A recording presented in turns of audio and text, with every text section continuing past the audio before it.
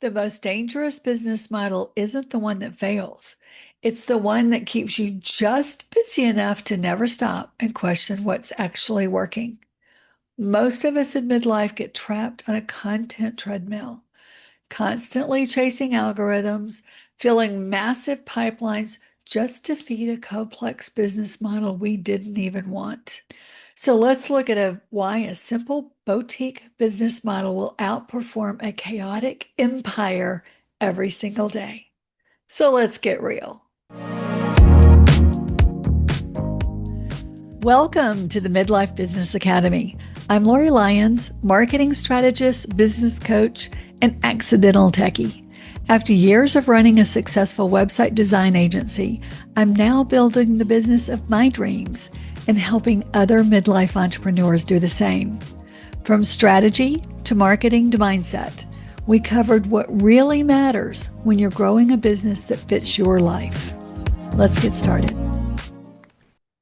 I'm Lori Lyons, and welcome to the Midlife Business Academy.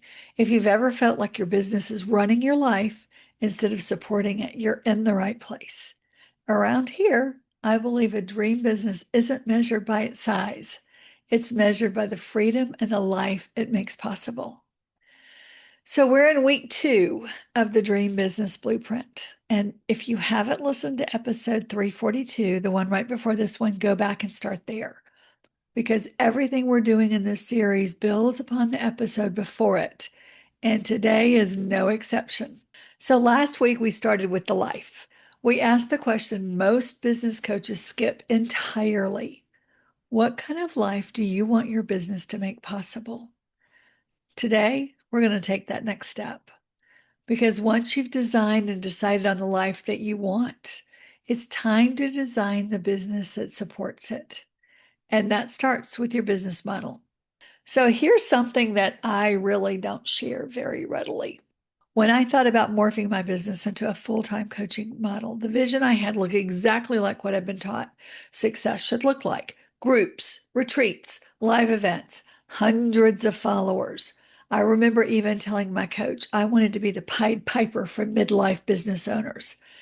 That was the model, and that was what everyone around me was building for. And I followed it. No judgment and no questions asked, by the way, because that's what we do. We model what we see. And I became very busy doing just that. Very, very, very busy. Busy planning, busy creating, busy doing all the things I thought I was supposed to be doing to build the business I thought I was supposed to want. But here's the thing about busy: busy is sneaky. Because when you're busy enough, you never stop and ask whether any of it's actually working. So here's where I have to be really honest. Between my website design business and sneaking coaching into my maintenance plans, I was actually calling them strategy sessions. I was billing 6 figures, but the 6 figure business was coming from the website business, and the coaching business was still finding its footing. And I was spending a lot of money chasing the model I thought I was supposed to build. So those real numbers, the ones my accountant saw, were very different from what I was telling myself, because I was spending a lot of money to have a 6 figure business. And I had 2 sets of books. Not that mob kind where someone's cheating. I wasn't cheating on my taxes, but the kind where the numbers in my head were different for when the coaches asked me how things were going. And they did. Every time I got on a call with a coach, they asked me what my numbers were. How many sales calls did you make? What was your profit, and what was your revenue for last month? Now they always ask me revenue. They never ask me profit. So I'll take that back. Always revenue, never profit. And I lived in terror that one of them would say, "Great, now send me your P&L," because that conversation was never going to go well, because I was kidding myself. I didn't have a 6 figure business. I had a 6 figure spending business, but not a 6 figure business. And that's one thing we have to really talk about at some point in our sessions here. But one day I stopped asking myself, do I really want what I'm building for? And that was fairly recently. And the answer was no. And here's the irony. What I actually wanted was exactly what my accountability partner had been telling me she wanted for years. Private clients, intimate, personal, boutique. The model I had been talking her out of was the model I actually really wanted for myself years later. And the moment that I admitted that, it was like a weight was lifted. Not because I gave up, because I finally got honest about what I really wanted.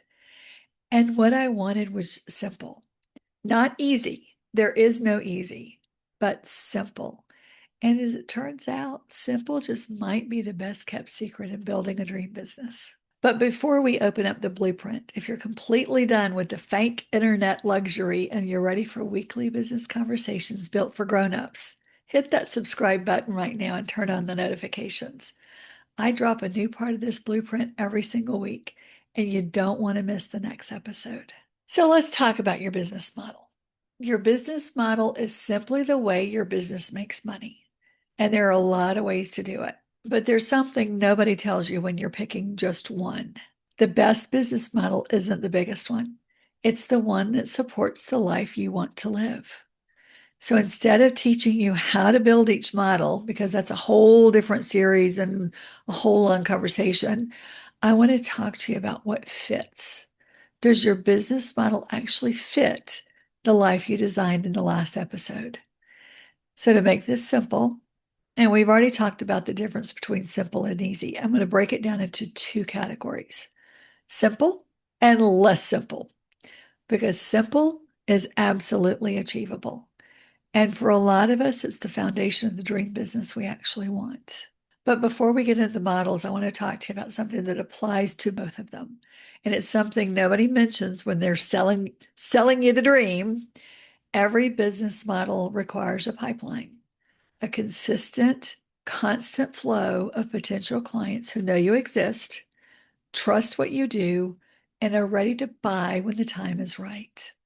That means an email list. It means social media. It means content. It means showing up consistently enough that the algorithm, whichever one you're trying to appease that week, decides you're worth sharing something new. And that alone is a full-time job. Because here's what nobody tells you about bigger models, groups, memberships, anything that with recurring revenue that has seats to fill.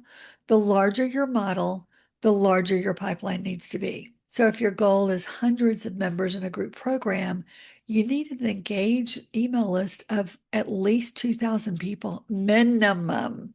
And I mean engaged, people who actually open your emails and click your links, not just names sitting in a database collecting dust. To build and maintain that kind of pipeline, you either need to love social media and be good at it, be consistently showing up with content that attracts the right people, or be very comfortable with the speak to sell model. And we'll talk about that in just a second, because you have to be constantly filling that pipeline. Constantly. There is no coasting. And honestly, that's the moment I realized it wasn't what I wanted anymore. I didn't want to have to worry about all that stuff. I didn't want to spend my time chasing algorithms and filling funnels for models that didn't fit my life. What I wanted was my podcast, something I genuinely love doing, something that attracts exactly the right people. Thank you for being here. The ones who are already aligned with what I believe about business and life. My podcast is how I fill my pipeline. And the business it feeds is small, exclusive, and boutique. I don't take everyone as clients. And that's exactly the way I want it. So before you fall in love with any business model, ask yourself, am I willing to do what it takes to keep the pipeline full for this specific model? Because the answer to that question will tell you a lot about whether that model actually fits your lifestyle. All right. So let's start with the simpler models. The simplest model is one-to-one. This is coaching, consulting, done for you services. You work directly with a client and you deliver the results, and they pay you. And it's the most straightforward model there is. And it's what a lot of midlife entrepreneurs, including me, it's the one that's the best fit now. It's personal, it's flexible. And when you price it right, it doesn't require a massive audience to be profitable.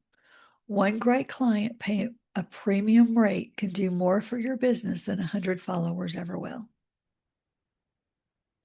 Speaking.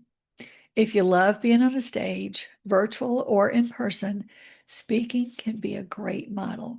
But I want to be really clear about something here because I think there are two very different conversations happening today around speaking. The first is getting paid to speak. And it's kind of like the holy grail of speaking. I'm going to go speak on a stage and somebody's going to pay me what we think is a lot of money. And yes, it does exist. But building a business around paid speaking engagement takes years of positioning, a significant reputation, most times a book, and a very specific niche. And it's not where most of us start. And the second model, and this is where I see the most opportunity for my clients, is the speak to sell model. This is where you speak for free or for a small fee with the goal of converting audience into clients or customers.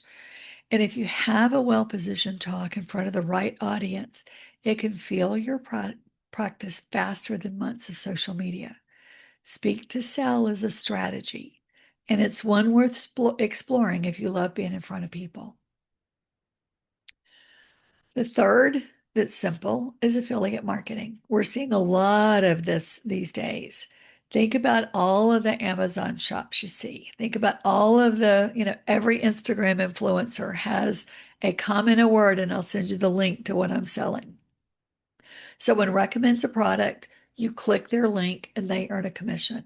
It's simple to set up, it's simple to maintain, and when it's aligned with what you already talk about, it really doesn't feel like selling at all. It feels like you're just sharing your favorite stuff. And it's not going to replace your primary income, but as a supplementary revenue stream, it can be a natural and easy fit.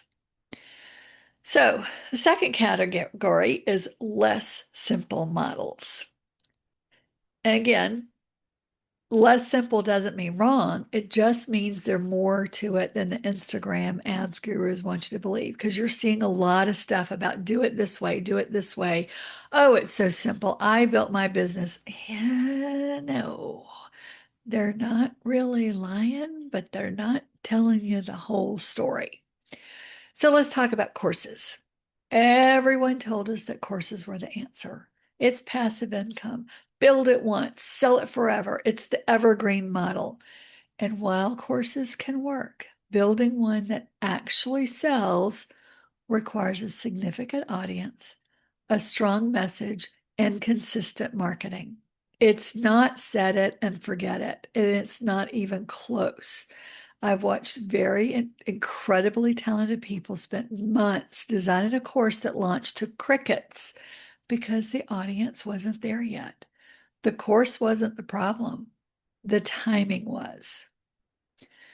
Next is group programs. So let's go back and talk about those group programs because I think that's where a lot of coaches and consultants get into trouble.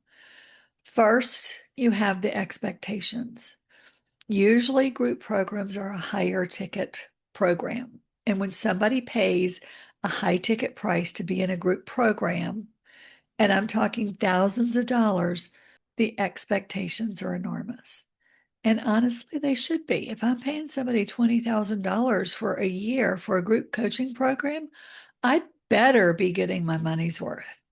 But that pressure lands squarely on you because I'm not the only one who feels I should be getting my money's worth. And we should be, but that's where it lands squarely on you. I know more clients who've been completely disillusioned by group programs, both as the person running them and as the person paying for them, than almost any other model out there. The promise doesn't always match the reality. And when it doesn't, you know it.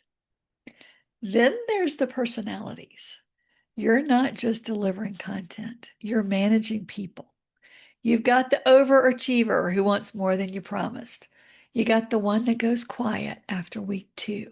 And then you've got the one that dominates every call and the one who asks the same darn question over and over and over again because they're not doing the work. And then you want the one who wants a refund because life got complicated. So managing all of those dynamics while delivering results for everyone in the room, it takes more than most people plan for going in. And here's the real scoop. When I talk about groups, my vision isn't a program with dozens of people. My dream is a mastermind, 10, maybe 12 carefully selected clients who share the same vision of what a dream business looks like. It's intimate, it's intentional, it's boutique. And if that's you, let me know, because that's the version of a group that excites me, not a revolving door of participants in a curated room of the right people. So if you want to go deeper on the state of coaching in the industry and some of the things that I've talked about here, feel free to go back and listen to my episode 329. It's called Why the Coaching Industry is Broken, and will give you a lot of context for this conversation. And I'll step off my soapbox now. Memberships. Let's talk about memberships.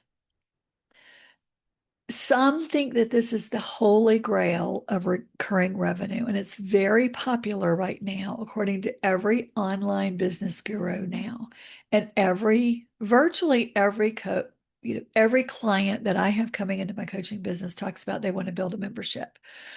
And yes, recurring revenue is the goal. We all want money coming in, whether we're working or not. It's nice having money coming in while you're on a cruise or on vacation. But a membership requires constant content, constant arrangement, and constant attention. It is not leave it and forget it. And the churn alone mean the people who cancel every month can mean like you feel like you're running on a treadmill. It is one of the most demanding models there is. And most people who start one underestimate that significantly because nobody tells you the truth. Yes, it can work beautifully, but go in with your eyes open.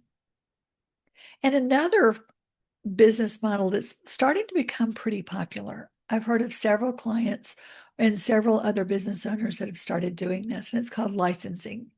And this is where you allow others to use your framework and your curriculum, your methodology, and they pay you for the right to do that. Now, this sounds really incredible because it really is kind of you think it's kind of a hand it off and forget it, but it's really not because it involves legal arrangements, it involves training, and it involves quality control because you want to make sure that people who are out there selling and teaching your product, your words, your courses, you want to make sure it stays consistent with what your course believes and what you believe. And it does take ongoing support. And it's actually kind of a later stage model. I don't consider it a starting point model because you really have to have a series of things or a library of work that you can fall back on to do this. So file it away for when you have a system that others are already asking you to replicate or asking you to talk about. So recurring revenue, what is it exactly? So I want to take a minute and talk about recurring revenue because I throw that term around and I want to make sure that we're on the same page about what it really means. Recurring revenue is money that comes into your business on a predictable, consistent basis without you having to start from zero every single month. It's the difference between wondering where your next client is coming from and knowing that a certain amount of money is on its way. And it can look like a lot of different things: a retainer client who pays you monthly, a membership, that membership plan that renews automatically. You don't depend on somebody paying the invoice month. It renews automatically and they have to cancel it, physically cancel it to cancel the membership. It's a group program that has a payment plan. And a lot of coaches do this because, hello, how many of us have $20,000 sitting under our mattress? It's an affiliate commission that hits every month because people are clicking your links. It's a lot of where affiliate, the license in the Amazon. In a lot of cases, it's social media. Although that's kind of an unpredictable income based on views and all the other stuff. But the point isn't the vehicle. The point is the predictability, because predictability creates stability, and stability creates freedom. And freedom is the whole point. So if you think about your business model, ask yourself, where is the recurring revenue in this? Where is the consistent, predictable income that doesn't require me to hustle for every single dollar, every single month, or dance on TikTok every week? That question alone can change how you structure your offers. So really go back and think about that question, where the recurring revenue is, because that can be the difference for you in a lot of things. So this week's Blueprint Challenge is section 2 of your Dream Business Blueprint. If you haven't downloaded it, the link is in the show notes. It's the midlifebusinessacademy.com/blueprint. And there's one question in there I really want you to think about. If nothing changed over the next 3 years, would your current business model still be the one you choose? Not the one you started with, not the one you thought you were supposed to build, not the one some guru told you was the path to passive income and freedom, but the one you would actually choose today for the life you want today. And I want to add one more question that's not in the workbook, but I want you to think, but I think it's worth asking yourself. Are you building the business model that fits your life, or are you building someone else's version of success? I want to hear from you. Drop a yes in the comments if you're on the right track, and no if you realize you're building someone else's dream. I'll be in there with you, listening and responding, because those are two very different things. And once you know where you stand, we can actually start building the business you wanted in the first place. So grab your Dream Business Blueprint from the show notes if you haven't already, and complete section 2. So next week, we're moving into something I think a lot of business owners skip entirely, and it might be the one thing that makes everything harder than it needs to be. We're talking about a point of view, what you stand for, what makes you different. I get that question a lot. I don't know how to make myself different. This is what will make you different, and why it really matters more than a lot of other things that we do in our business. If you're working through this series and realizing that your business model maybe needs more than a little tweak, that it needs a real conversation, I'd love to help. Head over to talkwithlori.com and book a Dream Business Design session. Let's figure out what model actually fits the life and business you want to build. And until next week, remember, it's never too late to build the business of your dreams. We'll see you next week.